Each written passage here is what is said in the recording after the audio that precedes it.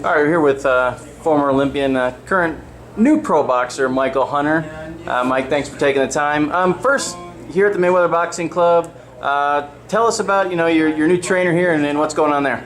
Well, I just started with my man Jeff Mayweather, Jazzy Jeff. He's a real good. He was a slick fighter himself, and a defensive fighter, which that's what basically my style is. I don't really like to say style, but what I prefer and lead to. So I think he definitely. I also have another trainer, but I think he's will be definitely a good add-on to the team. Yeah. So you were just telling me a little off camera there, but just tell us, Jeff, you've known him for quite a while. Yeah. Actually, he was supposed to be my first trainer when I was really little. Him and my dad were real close, as Roger, and like I said, that was gonna be my first trainer when I was a little kid, but I never really got started. So it's kind of funny that I'm here back in full circle with him. So. Right. How did you guys actually decide at this point that you said you had another trainer too, but working with him?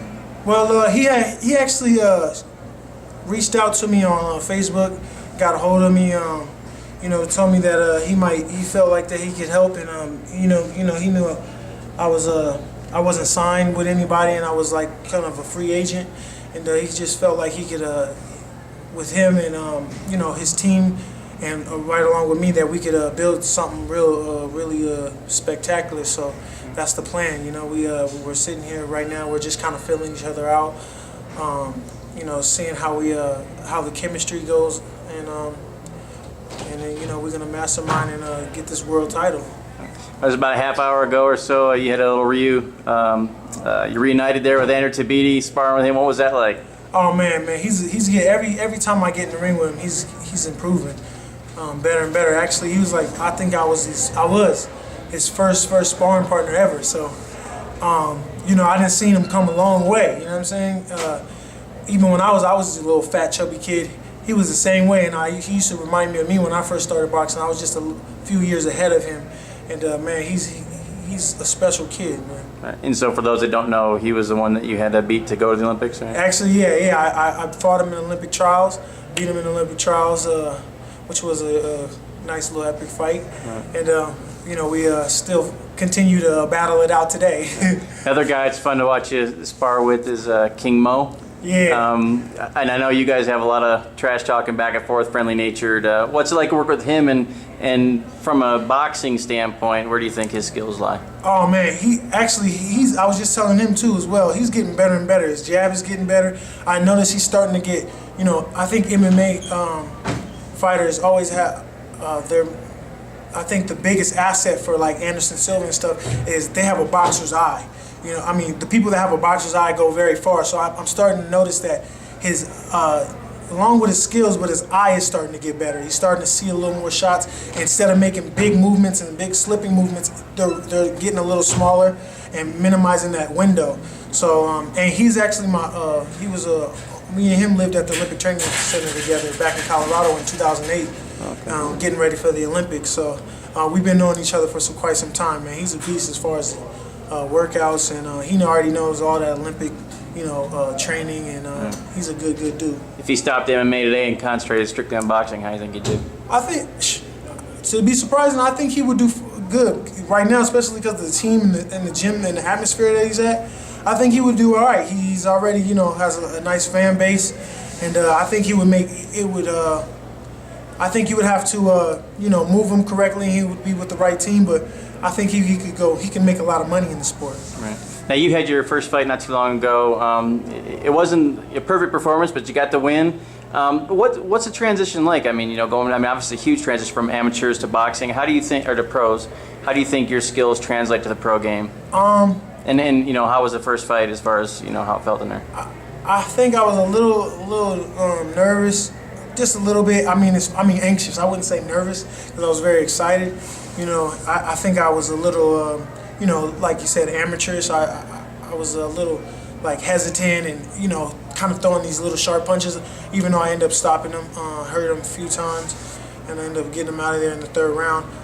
The transition for me, I think, it's better for me because I'm able to express myself a little more.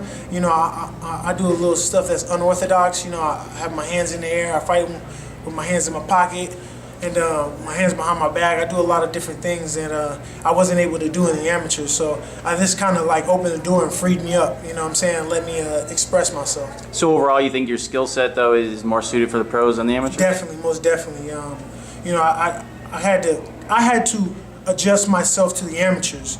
I think this one will be a lot easier to adjust myself. To make the adjustments to the pros. What do you think? Amateur boxing is basically pretty much dead for the most part, especially in the United States. What do you think there's still a future there, and then also the removal of the headgear? What do you think of that?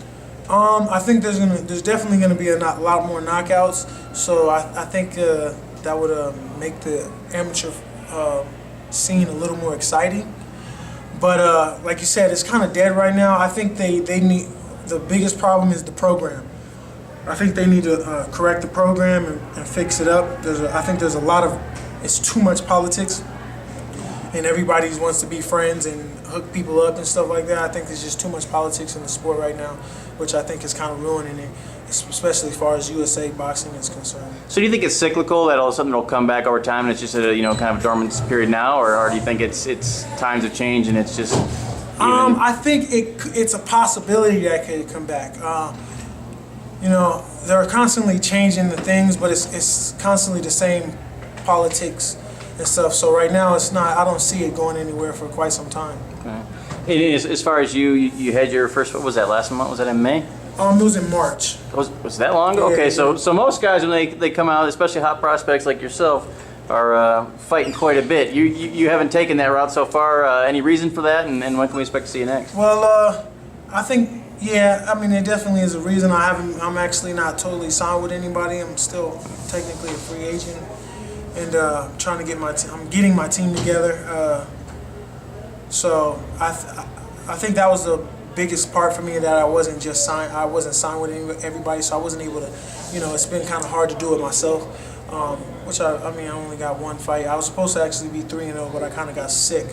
I had them actually 2 days apart, the fights. But yeah, I think right now, I'm just being patient. I know I'm young. I'm still young. I just turned 25. I'm a heavyweight, so I know they develop a little later. I'll be developing, my man strength about 28, 27. So I still got a few years, and I know it's not going to take me long to get the world title, because, as you know, the heavyweight division right now is not too good. So. Right. Yeah. So one second, I want to get on that. But just last thing, are you kind of aggravated that talking about the politics of signing? You just, as a fighter, you want to get there and fight. It's really sucked that you have to worry about stuff outside of the ring more to get your career going? Yeah. I wish it was a little different. Obviously, this is what the boxing world has put upon us. So. There's nothing really I can say. I'm definitely aggravated about it, because I'd rather just fight, and whoever steps in my way, get them up out of there, because that's how I feel like I can do, Okay. So.